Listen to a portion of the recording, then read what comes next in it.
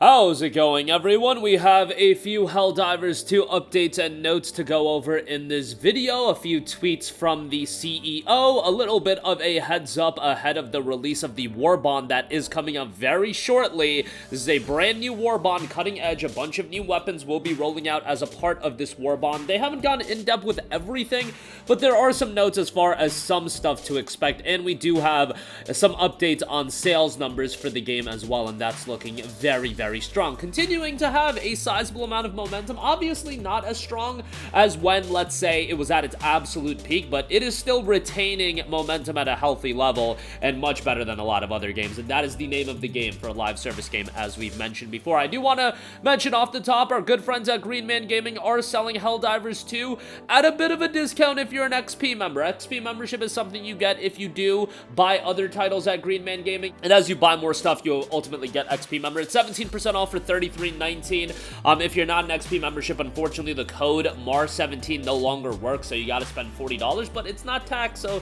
that's kind of nice if you do want it a tiny bit cheaper. 17% off if you are an XP member, and if you're looking to pick up some other titles, Star Wars Battlefront the Collection is discounted, Dragon's Dogma is discounted, so a lot of great titles and upcoming games if you're looking for Steam copies. But let's talk some of the tweets from the CEO. First of all, somebody tweeted, "I've been removed from matches due to using a single stratagem or particular weapon that the host doesn't like. People will kick for the tiniest of reasons.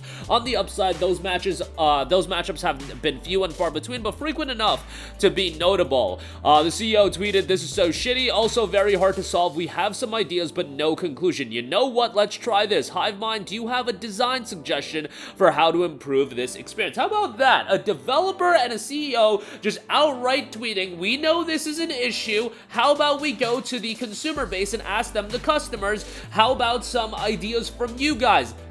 I know this shouldn't be refreshing in the gaming world today, but it is absolutely refreshing, and that has been a consistent theme with Helldivers 2, the refreshing direct-to-consumer communication that Arrowhead has over and over and over again represented, and a lot of people throughout various options that, you know, could be implemented in the game. Somebody tweeted out, under the crossplay option, have a toggle for preferred style, either hardcore or F it all, we ball. Use whatever wording you prefer. CEO tweeted, "This is a good one. Solve it before it's even a problem." That wouldn't solve everything, but it certainly would help out as well.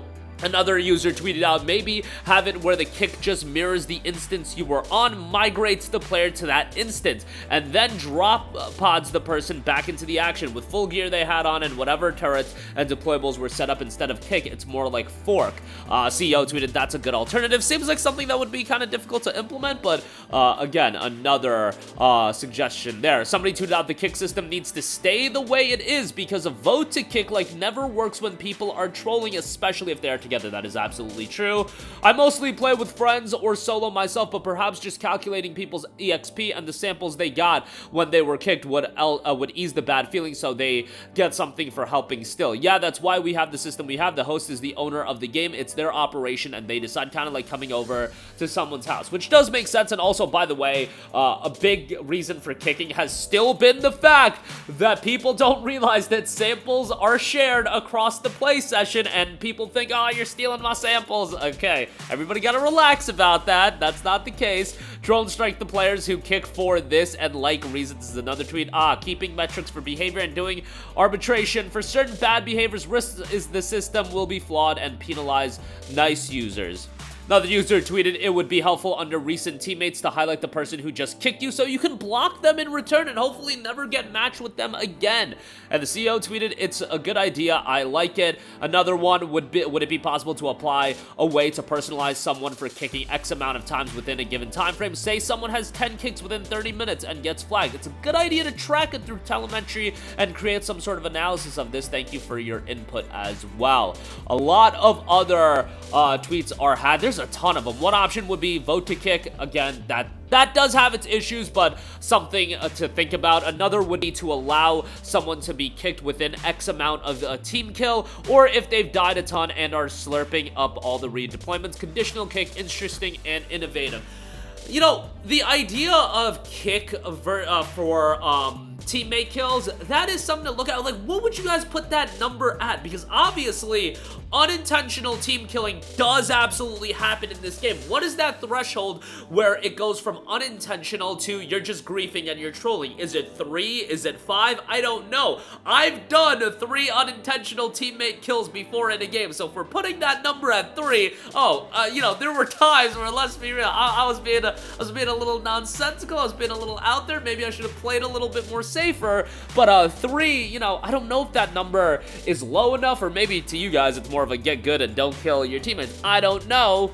But nonetheless, that's something to ponder as well if you're thinking about doing it at a conditional level. And I do want to ask you guys, what is that number for you guys where it's like, okay, one time I think you let it slide. It's like, it's a part of the game. It's literally a game mechanic, and it's something that the game explores, the idea of friendly fire and the chaotic elements. However, at some point, it is also just straight up griefing. As somebody else tweeted, I don't think you can control the player base to that extent. People rage quit, rage kick all the time. They may kick to invite a friend if there's, I don't think it's feasible to control for every variable, sure, but there's always a system and solution to mitigate problems, and yeah, I think that's what they're looking at, mitigating problems. But I'll leave a link to the thread down below. Even if they don't implement all of these ideas, and especially because they can't, there's so many different ideas and conflicting ideas with one another, tell me another CEO of a company, and I'm sure they exist, that has this much transparency, that has this much community interaction.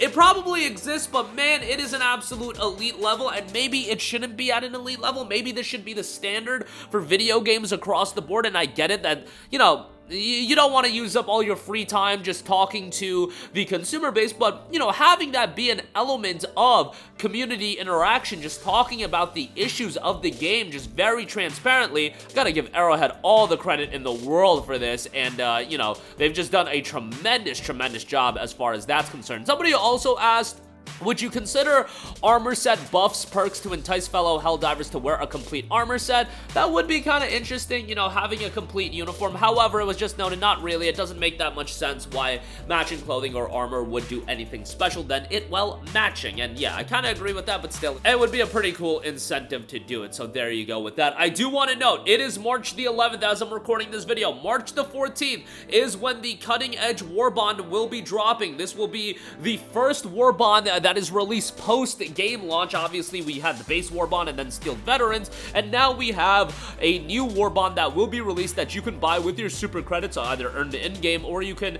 drop a little bit of money on it if you do want Super Earth and R&D experiments. Of course, we have the EX03 Prototype 3, a rubber underlayer for insulation, Prototype 16, electric arc generates a strong magnetic field, and Prototype X, the end result of several billion super credits and 12 years of research as well. You've got new weapons being introduced, the LAS-16 Sickle, SG-8P Punisher Plasma, ARC-12 Blitzer, and you've got a bunch of other updates being rolled out as well, and I'm sure there's going to be cosmetics, everything like that, so that'll be pretty exciting. Again, that'll be dropping March the 14th. And lastly, speaking of the game being exciting and doing well, Christopher Dring, analyst, noted Helldivers 2 was a real hit in the UK. It saw 3 consecutive weeks of sales growth, up 115% in week 2 and up 21% in week 3. That is phenomenal, and was a hit on both PS5 and PC. 57% of the sales were on PS5. This is GSD data covering physical and digital, so it seems like sales numbers have ramped up on the PlayStation 5 side of things as well, and doing very well on PS5. To put Helldiver 2's UK performance into context, it's the first 3 weeks on sale was only 28% lower than what Spider-Man 2 managed during its first 3 weeks. Overall game sales is down slightly, 5.5%. That's mainly due to the absence of Hogwarts Legacy-sized launch. Suicide Squad's debut is a little disappointing, with a launch 20% lower than Gotham Knights and Guardians of the Galaxy.